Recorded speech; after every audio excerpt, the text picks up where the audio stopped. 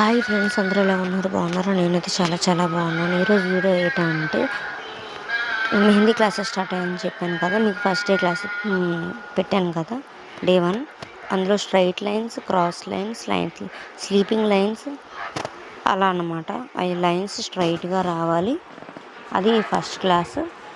Second one ఈరోజు పెడుతున్నాను. Video ఏంటంటే ఒక థిన్ లైన్ని పైన గీసుకొని మళ్ళీ కొంచెం గ్యాప్ ఇచ్చి కిందన ఒక థిన్ లేయర్ని డ్రా చేయాలన్నమాట. ఆ రెండిట్లో మధ్యలోని ఫిల్ చేయాలి.